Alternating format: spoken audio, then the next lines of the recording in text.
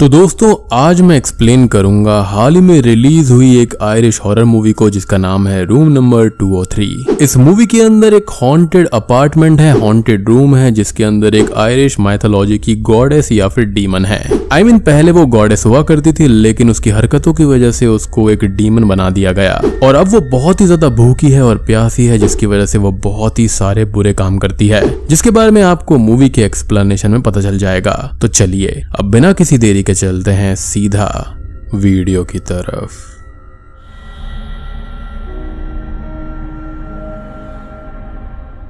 Movie की starting में हम चैड नाम के एक लड़के को देखते हैं जो कि एक अपार्टमेंट के रूम नंबर 203 में पेंट कर रहा था। पेंट करते हुए उसे वॉल में एक होल दिखाई देता है और उसको देखकर वो उसके पास में चला जाता है। इतने में वहां पर बॉब नाम का एक आदमी आता है जो कि वहां का मैनेजर था। उस होल को देखकर वो चैड से कहता है कि ये होल जिंदा है और भूखा है, इसके अंदर एक आत्मा है जो कि सबको खाना चाहती है। बॉब का ये मजाक सुनकर चैड हंसने लगता है और तभी बॉब वहां से चला जाता है, लेकिन चैड वहीं पर रुकने वाला था क्योंकि उसकी गर्लफ्रेंड लीना उससे मिलने आने वाली थी। बॉब के जाने के बाद में चैड उस होल को फिक्स करने लगता है, जिसके बाद में वो उसके अंदर अपना हाथ डाल देता है, जिसके बाद उसे ऐसा लगता है जैसे कि कोई उसका हाथ अंदर खींच रहा हो और वो जोर से अपना हाथ बाहर निकालता है और उसके हाथ पर खून लगा हुआ था और उस होल के अंदर से उसको एक नेकलेस भी मिलता है। अब इसके अगले सीन में हम चैड को फिर से देखते हैं जो कि एक पेंटिंग को देख रहा था। वो पेंटिंग उस रूम की विंडो पर थी। खैर थोड़ी देर के बाद में वहां पर उसकी गर्लफ्रेंड लीना भी आ जाती है। चैड अब लीना को वो पेंटिंग दिखाता है और उसको वही नेकलेस भी देता है जो कि उसे उस वॉल से मिला था, यानी कि उस होल के अंदर से।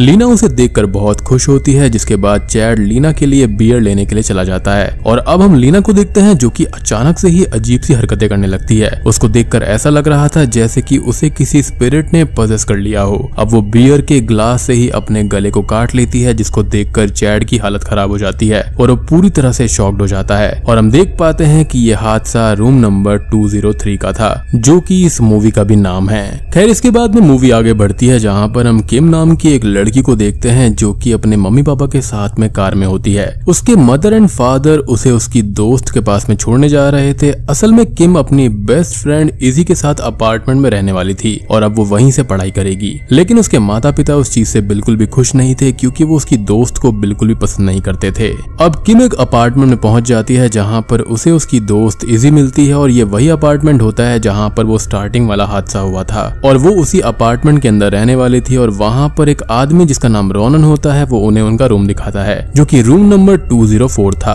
रोनन अब उसको वहां के रूल्स बताता है और वो उनको ये बोलता है कि किराएदार के लिए बेसमेंट में जाना अलाउड नहीं है। इजी वहां पर वही पेंटिंग भी देखती है जो कि विंडो पर होती है। इजी अब उसको टच करने ही वाली थी लेकिन रोनन उसे उस पेंटिंग को टच करने से साफ साफ मना करता है। उसके बाद में किम उसको वहां का रेंट दे देती है, जिसके बाद में रोनन वहां से चला जाता है। खैर रात में किम अपने रूम में होती है जहां पर वो वही वाला होल नोटिस करती है। उस होल को देखकर वो उस पर एक वॉल मिरर लगा देती है, जिसके बाद में वो इजी के पास में जाती है। अब बात करें इजी के बारे में तो इजी की जो मदर थी उनकी डेथ हो गई थी और ये हादसा हाल ही में हुआ था। इजी इस बात से थोड़ी दुखी होती है और किम उसका मूड फ्रेश करने के लिए उसके साथ में मस्ती करने लगती है। वो दोनों काफी एंजॉय भी करते हैं। अब अगली सुबह किम और इजी बातें कर रहे होते हैं, जिसके बाद में वो रूम में जाते हैं जहां पर वो होल पर गौर करती है जो कि कल से और भी ज्यादा बड़ा हो गया था। इजी उसमें हाथ डालने लगती है और जैसे ही वो ऐसा करती है तो उसका हाथ कोई अंदर खींचने लगता है। ये देखकर किम उसका हाथ बाहर निकालने लगती है, लेकिन ये सब तो इजी का एक घटिया प्रैंक था।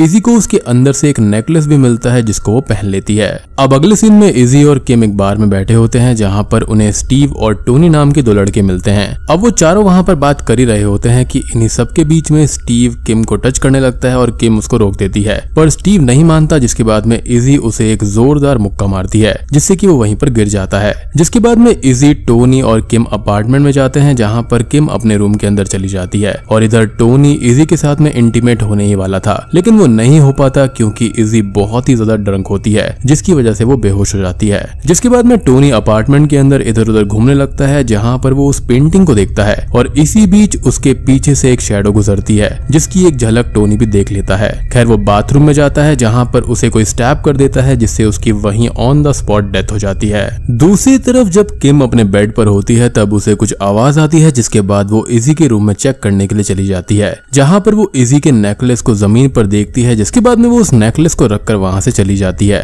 सुबह इजी किम से कहती है कि उसे पता ही नहीं चला कि टोनी कब यहाँ से चला गया, जिसके बाद में वो दोनों बातें करने लगते हैं, जहां पर किम को याद आता है कि आज उसके कॉलेज में ओरिएंटेशन है, जिसके लिए वो लेट हो गई है और वो फटाफट कॉलेज भागती है, पर उसे बहुत देर हो चुकी थी और अब ओरिएंटेशन क्लोज हो चुका था। तभी उसको इयान नाम का एक लड़का मिलता है जो कि उसके ओरिएंटेशन के लिए उसकी मदद करता है। तभी किम वहां पर इयान से ये कहती है कि उसकी एक फ्रेंड है इजी, और इजी की मदर की डेथ के बाद में वो बहुत ड्रिंक करने लगी है और वो उसकी फ्रेंड पर एक बुक लिखना चाहती है, जिसके लिए वो डॉक्टर फिलिप्स की हेल्प लेना चाहती है, जिस पर इयान भी उसे बुक लिखने के लिए कहता है और इयान किम को उसका नंबर दे देता है। अब सीन यहाँ से शिफ्ट होता है और रात का सीन हमको दिखाया जाता है, जहाँ पर किम घर आती है और घर आने के बाद में वो फिर से उस पेंटिंग को देखने लगती है, जिसके बाद में उसे पेंटिंग के सामने एक म्यूजिक बॉक्स मिलता है, जो कि बहुत ही वियर्ड बात थी। खैर अब इसके बाद में वो अपने रूम में अंदर आकर अपनी बुक पर काम करने लगती है और थोड़ी देर के बाद में वो सो जाती है। अब रात में जब उसकी नींद खुलती है तो उसको उस होल के अंदर से एक हाथ बाहर आता हुआ दिखाई देता है, जो कि अचानक से ही गायब हो जाता है।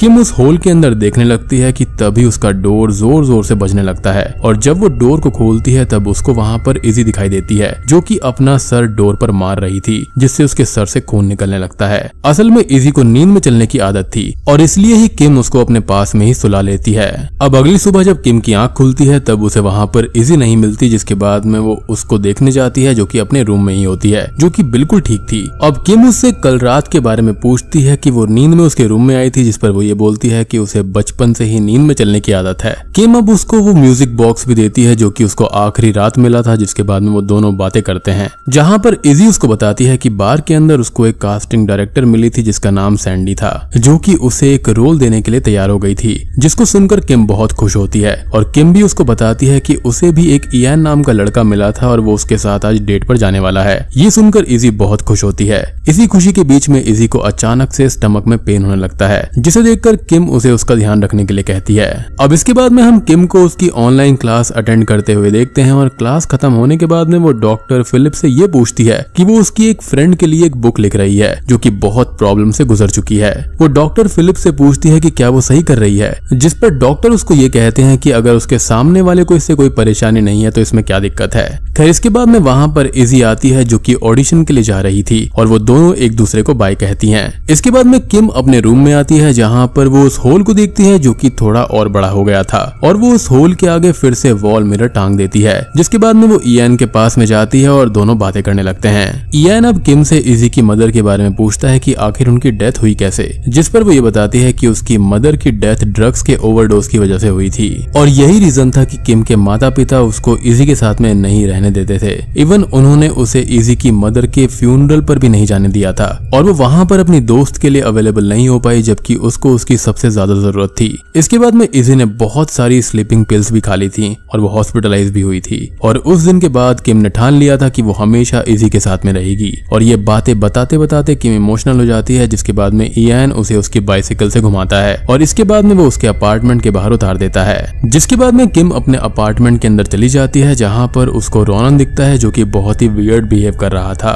खैर किम अपने रूम के अंदर चली जाती है, जहां पर वो अपने पेरेंट्स को कॉल करती है, पर उसके पेरेंट्स कॉल पिक नहीं करते क्योंकि वो उससे अभी भी नाराज थे। जिसके बाद में वो उन्हें वॉइस मैसेज करने लगती है और इसी बीच वहां पर दीवार पर लगा हुआ जो मिरर होता है वो नीचे गिरकर टूट जाता है। वो वहां पर देखने जाती है कि तभी उसे वहां पर इजी की आवाज आती है, जो कि सैंडी के साथ में होती है। उन्हें देखकर वो दरवाजा बंद कर लेती है और इसी बीच में किम को एक कांच का टुकड़ा भी चुभ जाता है। अब इन सब के बाद में किम सो जाती है और आधी रात को जब किम उठती है तब उसे इजी दिखाई देती है, जो कि बेसमेंट की तरफ जा रही थी। किम भी उसके पीछे वहां पर जाती है और जब वो वहां पर पहुंचती है तब उसे वहां पर इजी नहीं दिखती, लेकिन थोड़ी ही देर के बाद में उसे इजी मिल जाती है और उसके हाथों में वही म्यूजिक बॉक्स होता है। किम को लगता है कि वो नींद में है, जिसके बाद में उसको होश में लाने लगती है। होश में आने के बाद में इजी कांपने लगती है और वहीं पर टॉयलेट कर देती है। किम उसको संभालती है और अगले दिन किम इजी से रिक्वेस्ट करती है कि वो पीना प्लीज छोड़ दे। इजी उससे वादा करती है कि अब वो नहीं पिएगी, जिसके अगले सीन में किम ये सब इयान को बताती है, जो कि उसको कहता है कि उन्हें वहां पर इन्वेस्टिगेशन करना चाहिए, जिसके लिए किम राजी हो जाती है और रात में इयान और किम अपार्टमेंट के अंदर आते हैं, जहां पर वो अपने रूम का दरवाजा ओपन देखती है, जो कि काफी वियर्ड था।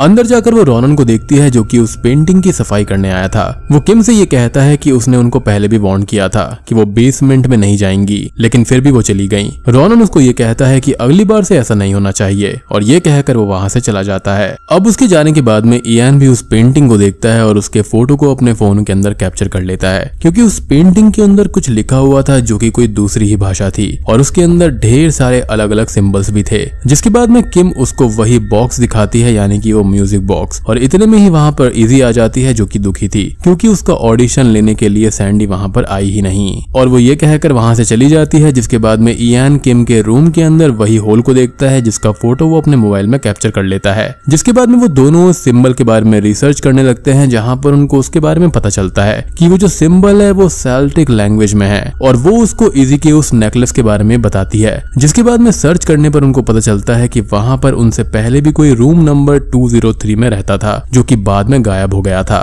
खैर अब सेल्टिक लैंग्वेज का मतलब ये है कि यहाँ पर ये ब्रेटन, आयरिश, स्कॉटिश, गेलिक और वेल्श में हो सकता है, यानी कि 6 लिविंग लैंग्वेजेस। खैर रिसर्च करने के बाद में वो दोनों सो जाते हैं और इधर हम इजी को देखते हैं जो कि बहुत ही परेशान लग रही थी। अब अगले दिन जब इजी घर आती है तब वो रॉनन को देखती है जो कि कुछ कर रहा होता है और वो उसको नजरअंदाज कर अंदर चली जाती है। जिसके बाद में वहां पर एक कोरियर आता है जिसके अंदर किम की किताब थी जो कि इजी के ऊपर लिखी गई थी और उसको देखकर इजी को बहुत बुरा लगता है। अब इधर किम मिल्टन ब्रिक नाम के एक आदमी के पास में जाती है जो कि पहले वाले रूम यानी कि 203 में रहने वाले लोगों में से एक था और वो इसी सिलसिले में उससे बात करने आई थी, लेकिन मिल्टन इसके बारे में बात नहीं करना चाहता था। पर जब वो सुनता है कि किम भी उसी रूम नंबर 203 में रहती है तब वो उससे बात करने के लिए मान जाता है। अब वो बताता है कि जब एक दिन वो उस अपार्टमेंट के अंदर काम कर रहा था तब उसने लियान को देखा था जो कि उस रूम में रहता था यानी कि 203 में, और वो अपनी पत्नी को बेसमेंट के अंदर ले जाता है। जिसके बाद में वो अपनी पत्नी के पेट को फाड़कर उसके बच्चे को निकाल लेता है। लेकिन हैरानी की बात ये थी कि वो बच्चा तब भी जिंदा बच गया था, पर अब वो कहां पर है उसके बारे में उसको नहीं पता। उसकी पत्नी मारी गई और लियान ने खुद को शूट कर लिया और यहाँ पर मिल्टन कुछ भी नहीं कर पाया था। और सबसे ज्यादा शॉकिंग बात ये थी कि उस अपार्टमेंट के अंदर रहने वाले ढेर सारे लोग गायब हुए थे। खैर जब किम घर पर आती है तब वो इजी को देखती है जो कि बहुत ही ज्यादा ड्रिंक कर रही थी। किम उससे बात करना चाहती थी जिस पर इजी बहुत ही ज्यादा गुस्सा होने लगती है क्योंकि उसने उसके बारे में बुक लिखी थी। इजी कहती है कि वो सिर्फ उसका फायदा उठा रही है और ये सुनकर किम उससे माफी मांगती है। किम उसको कहती है कि उसे उसकी जरूरत है, जिस पर इजी ये बोलती है कि जब उसको उसकी जरूरत थी तो वो वहाँ पर नहीं थी और अपनी माँ के बाद में वो उसको ही अपनी फैमिली मानती थी, लेकिन वो उसकी माँ के मरने के बाद में नहीं आई और उसकी ही वजह से उसकी हालत ऐसी हो गई है और वो वहाँ से गुस्से में चली जाती है। अब तभी हम इयान को देखते हैं जो कि चर्च में आया था, जहाँ पर उसे चर्च की पेंटिंग और किम की यहाँ की पेंटिंग के अंदर सिमिलैरिटीज दिखाई देती हैं और वहाँ पर उसको एक उल्टा क्रॉस दिखाई देता है और वो समझ जाता है कि यह डिमोनिक चीज है। और जब वो उस पेंटिंग के बारे में सर्च करता है तो उसको पता चलता है कि ये जो डीमन है इसका नाम मॉरिगन है या फिर मॉरिगू,